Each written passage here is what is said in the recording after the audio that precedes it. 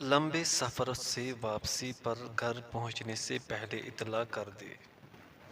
حضرت جابر رضی اللہ عنہ فرماتے ہیں کہ ہم نبی کریم صلی اللہ علیہ وسلم کے ساتھ ایک غزوے سے واپس آ رہے تھے۔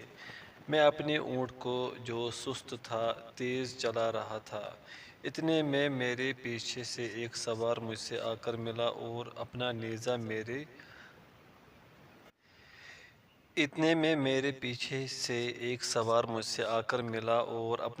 میرے اونٹ کو چبو دیا۔ اس کی وجہ سے میرا اونٹ تیز چل پڑا، جیسا کہ کسی عمدہ قسم کے اونٹ کی چال تم نے دیکھی ہوگی۔ اچانک نبی کریم صلی اللہ علیہ وسلم مل گئے۔ آپ صلی اللہ علیہ وسلم نے دریافت فرمایا کہ جلدی کیوں کر رہے ہو؟ میں نے عرض کیا کہ ابھی میری نئی شادی ہوئی ہے۔ آپ صلی اللہ علیہ وسلم نے دریافت فرمایا کہ کنواری سے یا بیوہ سے؟ میں نے عرض کیا کہ بیوہ سے۔ اس پر آپ صلی اللہ علیہ وسلم نے فرمایا کہ کسی کنواری سے کیوں نہ کی تم اس کے ساتھ کھیل کود کرتے اور وہ تمہارے ساتھ کرتی۔ بیان کرتے ہیں کہ پھر ہم مدینہ میں داخل ہونے والے تھے کہ آپ صلی اللہ علیہ وسلم نے فرمایا تھوڑی دیر ٹھہر جاؤ اور رات ہو جائے تب داخل ہونا، تاکہ بکھرے بالوں والیاں کنگھا کر لے اور جن کے شوہر موجود نہیں تھے وہ اپنے زیر ناف اور بغلوں وغیرہ کے بال مونڈ لے۔ صحیح بخاری و مسلم۔ حضرت جابر رضی اللہ عنہ سے مروی ہے کہ نبی کریم صلی اللہ علیہ وسلم نے فرمایا تم میں سے کوئی جب لمبی مدت کے بعد واپس آئے تو اچانک رات کے وقت گھر میں داخل نہ ہو۔ بخاری مسلم۔ مذکورہ دونوں احادیث میں نبی کریم صلی اللہ علیہ وسلم کا مقصد ایک ہی ہے کہ رات کو سفر سے واپسی یا لمبے عرصے کے بعد واپس آنے کی صورت میں پہلے گھروں میں اطلاع کر دینی چاہیے، تاکہ خواتین خاوندوں کے آنے سے پہلے بن سور کر تیار ہو جائیں اور ان کے لیے خوشی و آرام کا باعث بنے۔ عصر حاضر میں یہ اطلاع ڈاک، فون یا ای میل وغیرہ کے ذریعے بآسانی پہنچائی جا سکتی ہے۔ شوہر بلا وجہ بیوی کو اس کے والدین سے ملنے سے نہ روکے۔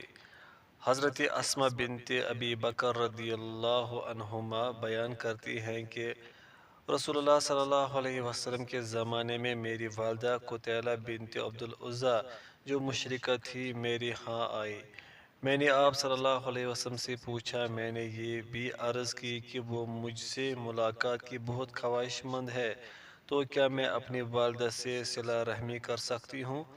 آپ صلی اللہ علیہ وسلم نے فرمایا ہاں، اپنی والدہ کے ساتھ صلہ رحمی کرو۔ بخاری و مسلم۔ بلا وجہ بیوی پر شک نہیں کرنا چاہیے۔ حضرت ابو ہریرہ رضی اللہ عنہ سے مروی ہے کہ ایک دیہاتی نبی کریم صلی اللہ علیہ وسلم کی خدمت میں حاضر ہوا اور عرض کیا کہ میری بیوی کے ہاں کالا لڑکا پیدا ہوا ہے جسے میں اپنا نہیں سمجھتا۔ آپ صلی اللہ علیہ وسلم نے ان سے فرمایا کہ تمہارے پاس اونٹ ہے؟ اس نے کہا کہ ہیں۔ آپ صلی اللہ علیہ وسلم نے دریافت کیا کہ ان کے رنگ کیسے ہیں؟ اس نے کہا سرخ ہے۔ آپ صلی اللہ علیہ وسلم نے پوچھا ان میں کوئی خاکی بھی ہے؟ اس نے کہا کہ ہاں، ان میں خاکی بھی ہے۔ اس پر آپ صلی اللہ علیہ وسلم نے پوچھا کہ پھر تمہارا کیا خیال ہے کہ اس رنگ کا کہاں سے آ گیا؟ اس نے کہا اے اللہ کے رسول، کسی رگ نے یہ رنگ کھینچ لیا ہوگا۔ آپ صلی اللہ علیہ وسلم نے فرمایا کہ ممکن ہے اس بچے کا رنگ بھی کسی رگ نے کھینچ لیا ہو، اور آپ صلی اللہ علیہ وسلم نے اس کو بچے کا انکار کرنے کی اجازت نہیں دی۔ بخاری و مسلم۔ اگر شوہر بیوی کو کسی غیر مرد کے ساتھ قابل اعتراض حالت میں دیکھ لیں، اس صورت میں اسے قتل کرنے یا کسی دوسرے کے ذریعے قتل کرانے کی اسلام نے قطعاً اجازت نہیں دی، بلکہ لعان کا حکم دیا ہے، جیسا کہ حضرت ابو ہریرہ رضی اللہ عنہ سے مروی روایت میں ہے کہ حضرت سعد بن عبادہ رضی اللہ عنہ نے دریافت کیا کہ اے اللہ کے رسول، اگر میں اپنی بیوی کے ساتھ کسی مرد کو قابل اعتراض حالت میں دیکھوں تو کیا میں اس کو اس وقت تک ہاتھ نہ لگاؤں جب تک 4 گواہ نہ لے آؤں؟ آپ صلی اللہ علیہ وسلم نے فرمایا ہاں بے شک۔ حضرت سعد رضی اللہ عنہ نے کہا کہ ہرگز نہیں، اس ذات کی قسم جس نے آپ کو حق کے ساتھ بھیجا ہے، میں تو اس کا علاج تلوار سے جلد ہی کر دوں گا۔ رسول اللہ صلی اللہ علیہ وسلم نے فرمایا تمہارے سردار کیا کر رہے ہیں، ذرا غور سے سنو، وہ بڑے غیرت والے ہیں اور میں ان سے زیادہ غیرت والا ہوں، اور اللہ مجھ سے بھی زیادہ غیرت رکھتا ہے۔ صحیح مسلم۔ لعان کی تفصیلی مسائل کے لیے راکم الحروف کی کتاب طلاق کی کتاب کا مطالعہ مفید ہے۔ سگریٹ نوش بیوی کے ساتھ معاشرت۔ شیخ ابن باز رحمۃ اللہ علیہ سے کسی نے دریافت کیا کہ میری بیوی اللہ کے واجبات پورے کرتے ہیں، مثلا نماز، روزہ وغیرہ، اور خاوند کے حقوق کی اطاعت گزار ہے، مگر وہ چوری چھپے سگریٹ پیتی ہے۔ جب مجھے یہ بات معلوم ہوئی تو میں نے اس سے اس عادت کو ترک کرنے کی نصیحت کی، مگر اس نے نصیحت قبول نہیں کی اور سگریٹ پینا ترک نہیں کرتی۔ خلاصہ کلام یہ ہے کہ وہ کون سا وسیلہ ہے جس پر میں اپنی بیوی کو چلاؤں۔ پوائنٹ فرسٹ، اگر میں اس کے اس فعل پر صبر کروں تو کیا یہ میرے لیے جائز ہے، جبکہ راضی شخص بھی فاعل ہی کی طرح ہوتا ہے۔ پوائنٹ سیکنڈ، جب تک وہ میرے گھر میں ہے اور یہ فعل نہیں چھوڑتی کیا مجھے بھی گناہ ہوتا رہے گا۔ پوائنٹ تھرڈ، کیا میرے لیے جائز ہے کہ اسے طلاق دے دوں تاکہ میں گناہ سے بچ سکوں۔ میں فضیلت مآب سے اپنی مشکل کے مفصل حل کی توقع رکھتا ہوں۔ شیخ نے جواب دیا کہ آپ پر واجب ہے کہ اسے نصیحت کرتے رہیں اور اسے سگریٹ پینے کے نقصان بتلاتے رہیں اور ایسی چیز تلاش کرے جو اس کے اور سگریٹ کے درمیان حائل ہو سکے۔ ان باتوں پر آپ کو اجر ملے گا، اور اگر آپ اس کے فعل پر راضی نہیں تو آپ پر کچھ گناہ نہیں، بلکہ آپ نے تو بیوی پر گرفت کی اور اسے نصیحت کی ہے۔ آپ پر واجب ہے کہ نصیحت کرتے جائے، اور جب یہ سمجھے کہ وہ اس سے باز نہیں آتی تو اگر اس بات پر اسے سرزنش کرنی پڑے تو وہ بھی کرے، اور ہم اللہ تعالیٰ سے اس کے لیے ہدایت کی دعا کرتے ہیں۔ عورت بھی مرد کے حقوق ادا کرے۔ حضرت ابو سعید خدری رضی اللہ عنہ بیان کرتے ہیں کہ شوہر کا حق بیوی پر اس قدر ہے کہ اگر شوہر کو کوئی زخم آ جائے اور بیوی اسے چاٹ لے تو بھی شوہر کا حق ادا نہیں کر سکتی۔ یہ روایت صحیح ہے۔ حضرت ابو سعید خدری رضی اللہ عنہ سے مروی ایک دوسری روایت میں ہے کہ ایک شخص اپنی بیٹی کو لے کر رسول اللہ صلی اللہ علیہ وسلم کی خدمت میں حاضر ہوا اور عرض کیا کہ یہ میری بیٹی شادی کرنے سے انکار کرتی ہے۔ آپ صلی اللہ علیہ وسلم نے اسے کہا کہ اپنے والد کی بات مان لو۔ اس نے کہا کہ اس ذات کی قسم جس نے آپ کو حق کے ساتھ مبعوث فرمایا ہے، میں اس وقت تک شادی نہیں کروں گی جب تک آپ مجھے یہ نہیں بتا دیتے کہ شوہر کا اپنی بیوی پر کیا حق ہے۔ آپ صلی اللہ علیہ وسلم نے فرمایا، شوہر کا حق بیوی پر اس قدر ہے کہ اگر شوہر کو کوئی زخم آ جائے اور بیوی اسے چاٹ لے یا اس کا ناک پیپ یا خون نکال رہا ہو اور بیوی اسے نگل جائے تو بھی شوہر کا حق ادا نہیں کر سکتی۔ یہ روایت حسن صحیح ہے۔ حضرت معاذ رضی اللہ عنہ کی حدیث میں ہے کہ رسول اللہ صلی اللہ علیہ وسلم نے فرمایا، کوئی عورت اس وقت تک ایمان کی مٹھاس نہیں حاصل کر سکتی جب تک وہ اپنے شوہر کا حق ادا نہ کرے۔ یہ روایت حسن صحیح ہے۔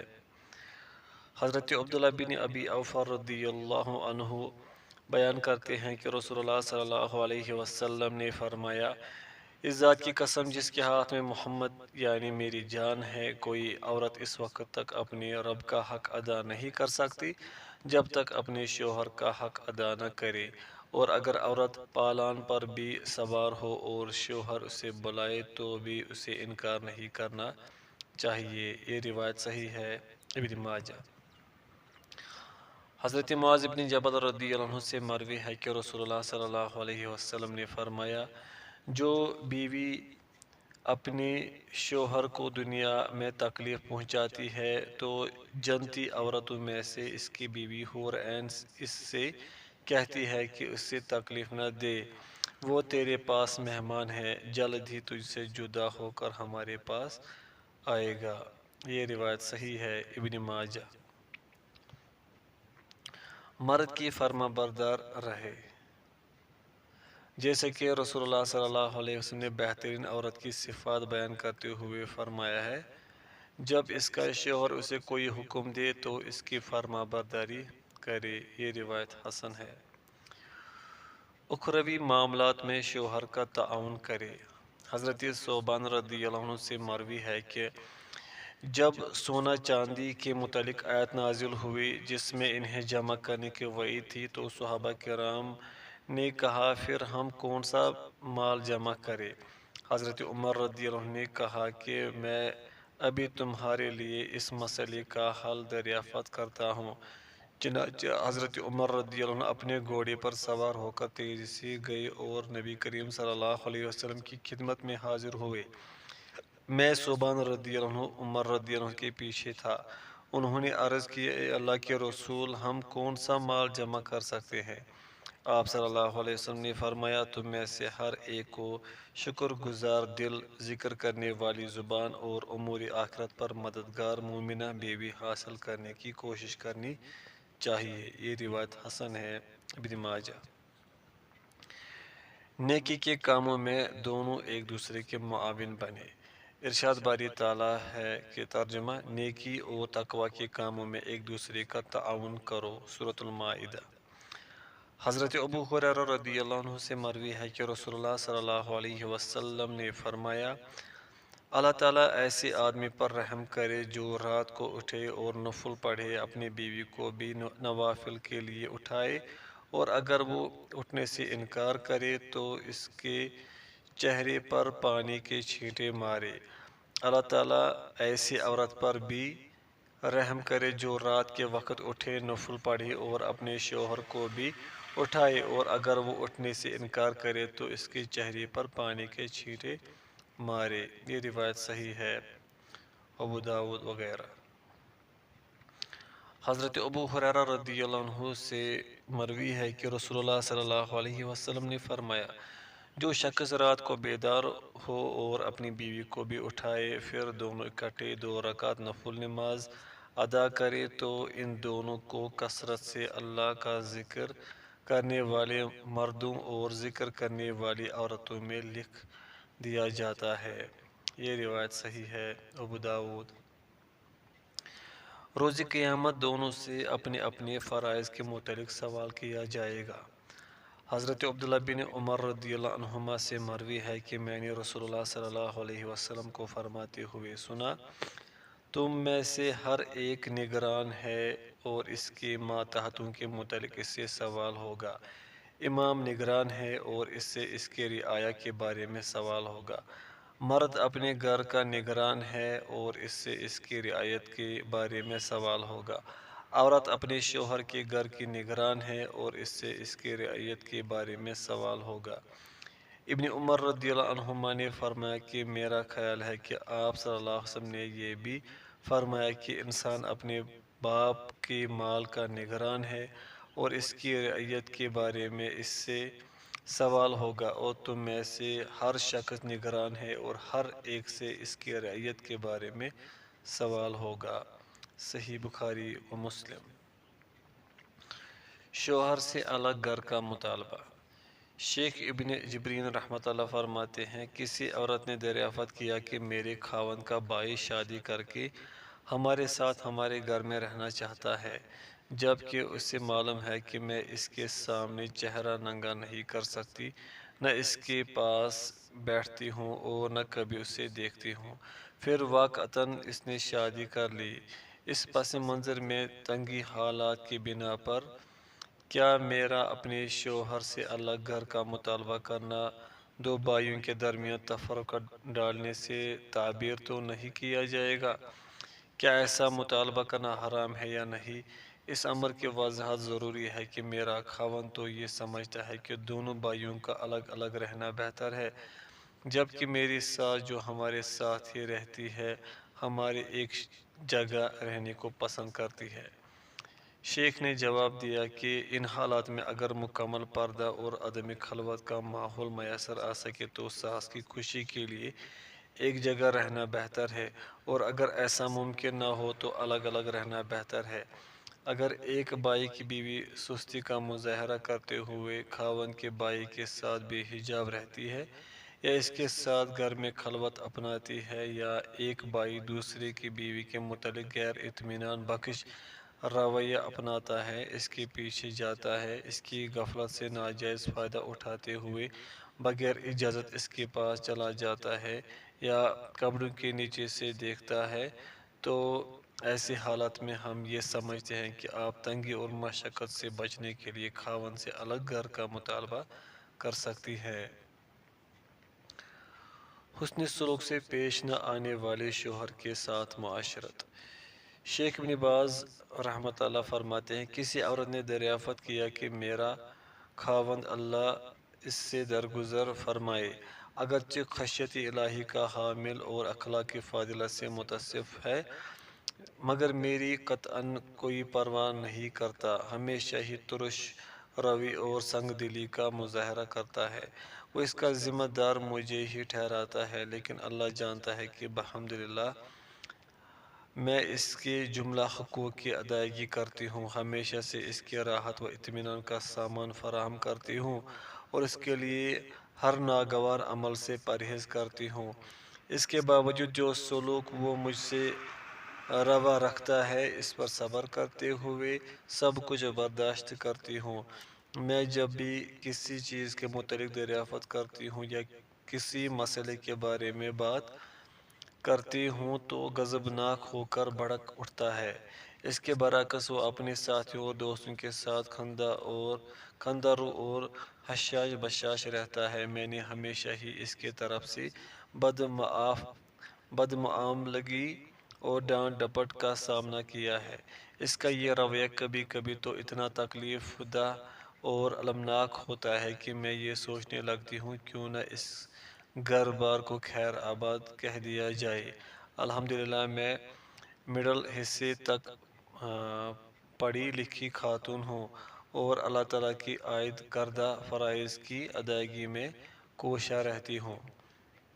فضیلت الشیخ، اگر میں گھر چھوڑ دوں تنہا اپنے بچوں کی تعلیم و تربیت کا انتظام کروں اور زندگی کے دکھ سکھ برداشت کروں تو کیا میں گناہ گار ہوں گی، یا اسی جگہ اسی حالت میں اس کے پاس رہوں اور سب کچھ پس پشت ڈال کر زندگی کے باقی ایام پورے کروں؟ شیخ نے جواب دیا کہ اس میں کوئی شک نہیں کہ میاں بیوی دونوں پر حسن معاشرت، اخلاق فاضلہ اور خندہ روی کا تبادلہ واجب ہے۔ ارشاد باری تعالیٰ ہے کہ ترجمہ، بیوی کے ساتھ حسن معاشرت اپناؤ، سورۃ النساء۔ دوسری جگہ فرمایا، اور عورتوں کا حق مردوں پر ویسا ہی ہے جیسا دستور کے مطابق مردوں کا حق عورتوں پر ہے، البتہ مردوں کو عورتوں پر ایک گونا فضیلت حاصل ہے، سورۃ البقرہ آیت نمبر 228۔ اسی طرح نبی کریم صلی اللہ علیہ وسلم کا ارشاد ہے کہ نیکی حسن خلق کا نام ہے۔ آپ صلی اللہ علیہ وسلم کا ہی ارشاد ہے کہ کسی بھی نیکی کو حقیر نہ سمجھو، اگرچہ تو اپنے بھائی کو خندہ روئی سے ہی کیوں نہ ملے۔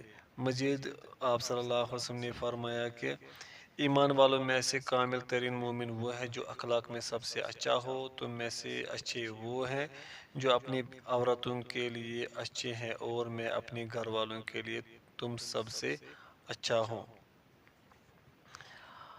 علاوہ ازیں کئی ایک احادیث نبوی جو کہ مسلمانوں میں عمومی طور پر حسن خلق، اچھی ملاقات اور حسن معاشرت کی ترغیب لاتی ہے۔